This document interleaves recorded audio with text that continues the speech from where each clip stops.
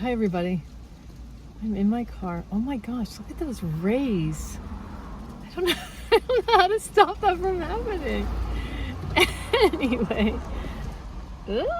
Okay. Yeah, I'm in my car. I'm at the library. And it was a prompting from Nora, lovely Nora, who is pear.jelly on Instagram. We were having a chat on her channel. I guess you can do a live on Instagram, and we did that on Sunday. And she was saying that one of the things that she enjoyed about my videos was my library hauls, which I haven't done in a long time.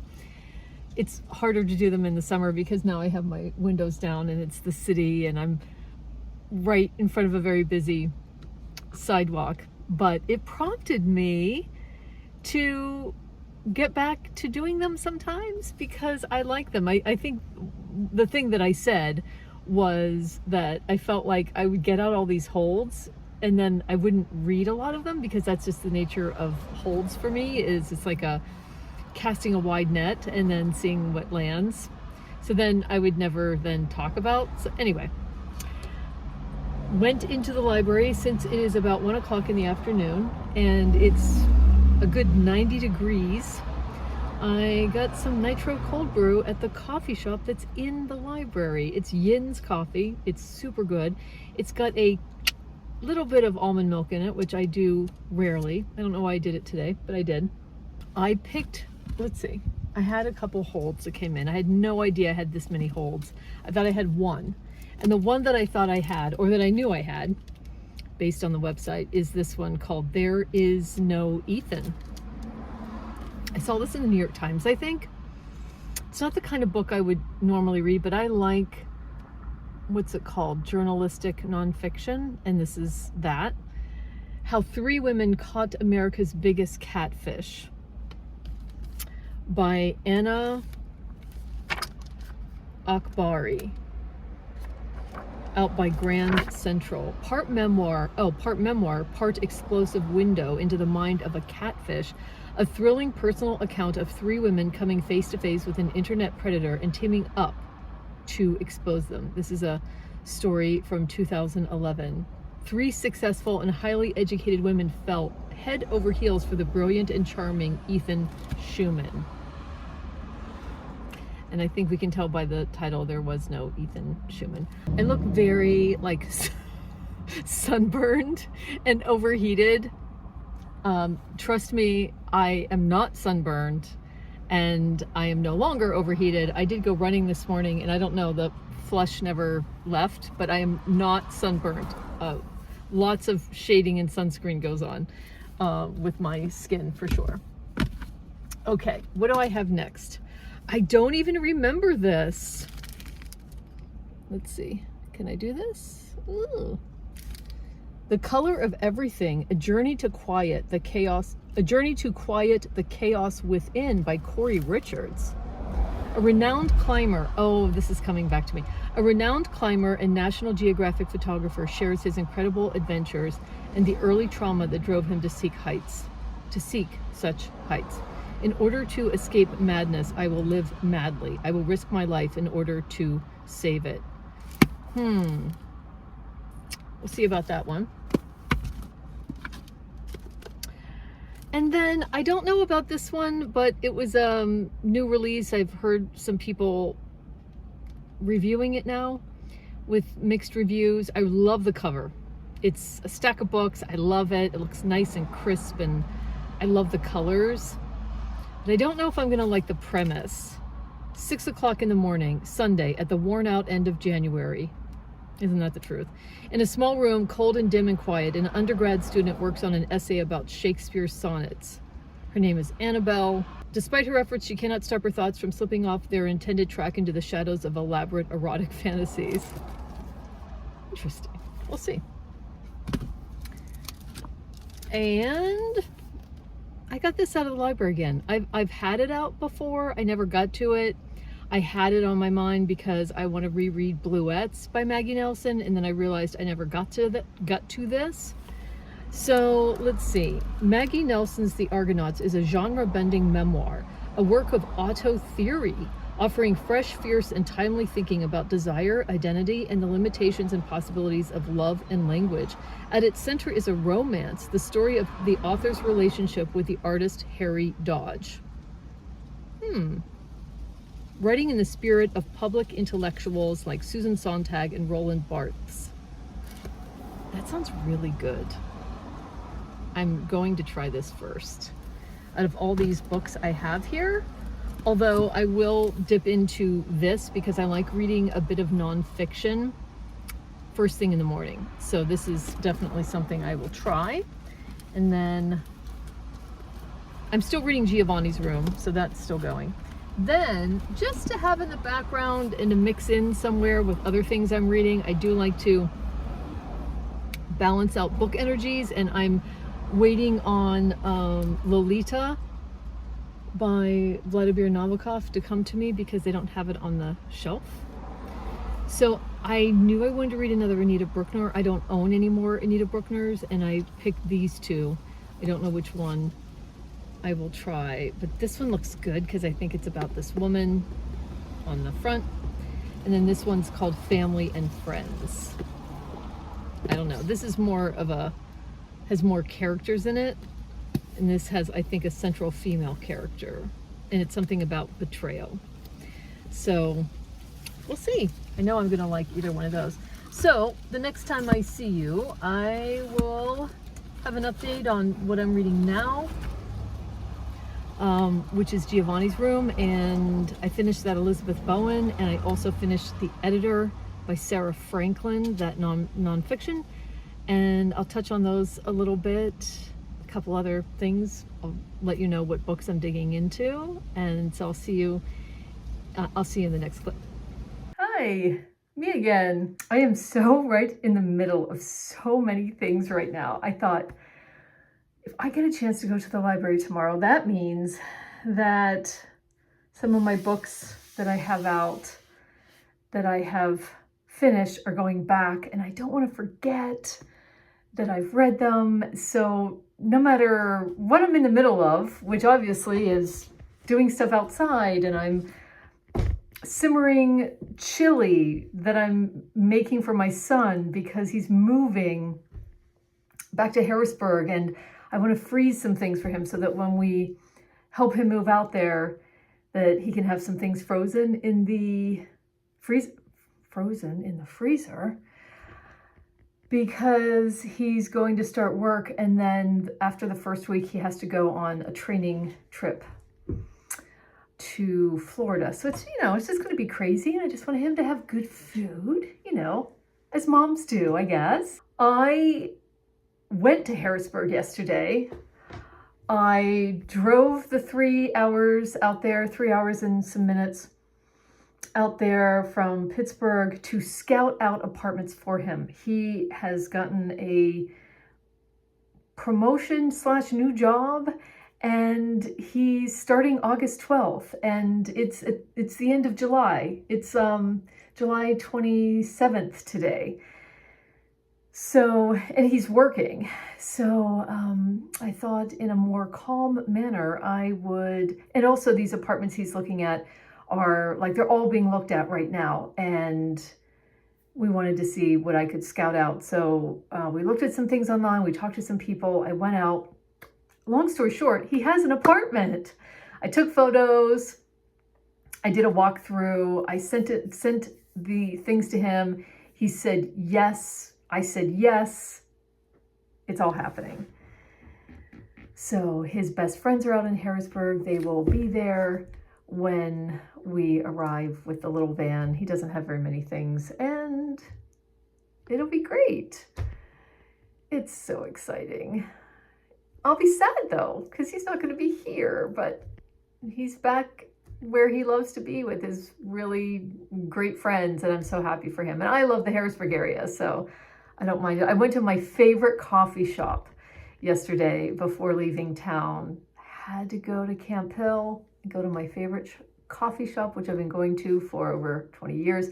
And the owner, who's not there all the time, was there. So I got to say hi, Susie. And she said, hi, Renee, because she remembers people. That's why she's so good at what she does, her and her husband. It's called Cornerstone Coffee House in Camp Hill. You must stop if you're in the area. Okay, so I don't have this because it's already in my library bag downstairs, but I finished Giovanni's Room. And I took even though it's a short book, I took my time reading it, and because I was just absorbing every word, every sentence, every scene of this story. It's a story about David in Paris, an American in Paris, and we're given some information about his teenage years and having a little bit of thing with another boy, but not really understanding what that was in his past, not being able to even think about it for a minute because his parents would have never entertained those ideas. This was written in the 1950s. And so he just had to squash that. And he meets Giovanni and just can't get Giovanni out of his mind. And he is really doing some dangerous things by staying with Giovanni just because of the time that we're talking about. And he has a girlfriend. Hella, his girlfriend, has left to gallivant around Spain because she wants to figure things out. They're supposed to get married. And why is she off trying to find herself? Well, David ends up on a journey of his own in Paris, and it's heartbreaking, it's heart-rendering. There's so much tension. Hella, it turns out to be this nuanced character also. I don't want to talk about the book or the story or how it ends or anything, but the way it begins is even interesting. You don't know what the heck is going on. Colm Toivin has the introduction in the Everyman version that I have, and it's excellent. His introduction is excellent. I went back and read it after I finished. So that's that. I am reading this new release, and I think it's also a debut novel called Practice, a novel by Rosalind Brown. Rosalind Brown grew up in Cambridge, England, and now lives in Norwich. This is her first novel. She was born in 1987. I am also reading this very short book slowly because I cannot get enough of the language so far. I mean, I'm halfway through. I don't know. Is it old worldy? Old fashioned? Nah, I don't know. It's unique. It's unique. And this is about Annabelle. In a small room, cold and dim and quiet, an undergrad student works on an essay about Shakespeare's sonnets. So we get to hear a lot about that. We get to hear about her study and her frustration and her deep, deep dive into Shakespeare. That's really cool. The other thing that is established when she goes out to the meadow, I think she's in Oxford, on the campus, there are two imaginary characters. What are they called? The seducer and the scholar. Yep. And they're there. She knows they're not real, but they're there with her. But we get enough of her situation and we are inside her mind just long enough for the seducer and the scholar, for her to share the conversations that they're having with each other and with her. Like, we are inside her mind enough for that to happen. And it's really entertaining. She's got kind of a boyfriend who's older than her, and I don't know what's happening with that or where that's going, but really it's the language for me that's just knocking me down. Like, it really is. Her room is a bright tank of warmth. She throws gloves, scarf, coat onto the bed, lifts the glass of water and drinks the rest, cold down her clogged throat, goes into the bathroom to refill it and takes a look at herself. She looks better, a lifelike pinkness in her cheeks and nose. So then, that was all extremely unplanned. There was the mist and the scholar and the seducer and the river and her well-used legs, and whether it has been remotely helpful will now be available for judgment. She would like to believe the appreciation of beauty is never a waste. But this does not an essay write. With brute simplicity, she calculates an hour and 8 minutes since she went out. This is when she went to the meadow. So she will add an hour and 8 minutes after lunch. The measurements of her routine will be thereby satisfied. I don't know. Does that give you a sense? Like, Ted Hughes, where did she read this? Well, he was at Cambridge. He read a Shakespeare play between 6 and 9 every morning. This thought hangs open like a door. For her, reweighting her whole routine, a regular start to the day, to read one Shakespeare, and then a walk twice around the meadow, whatever the weather, and then back for a coffee and settling into her actual work. Knowing whatever else she does or doesn't produce that day, at least she has done these things. Say she started tomorrow, 6 days a week for another 5 weeks, she could just about not quite read them all before the end of term, the Shakespeare sonnets. To have still not yet read all of Shakespeare, a basic excellence she needs to get under her belt. No, this is a familiar line, trying to perfect her routine even further to get even more out of each day, like the way she used to rearrange the furniture in her bedroom at home, expecting the room suddenly to transcend its own limitations. Yes, the routine only contains as much time as there is. Ted Hughes can please take his dark ferocity out into the corner and stop confusing her. I am so enjoying myself with this book. And I know there's more to come. I don't even know what that is. And then I'm just really having a good time reading another Anita Brookner. This started off really slow, Providence, but it's fascinating. I think this is like her third novel because there's only 2 other novels listed here. Yeah. And this was written in 82. And I don't really want to go into what it's about. It's about a young woman, and her mother has died. Her mother is French.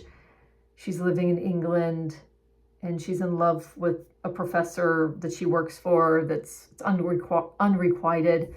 And you just can't count her out. You think you know what the story is going to be about with an Anita Brookner, but you might just be surprised. And that's really happening right now for me. It really is. It's just, a joy. I started the picnic at Hanging Rock. I got through the pivotal event in the story, and then it just, what do I want to call it? I don't know. I never picked it up again. The mystery is still there, and I haven't picked it up. I don't know why. It's faded. So I don't know if I'm going to pick it up or return it, maybe to read some other time. I have 8 holds for me at the library. It's an insane amount. I don't know what some of these books even are anymore. I just went crazy, and they're all coming in at the same time.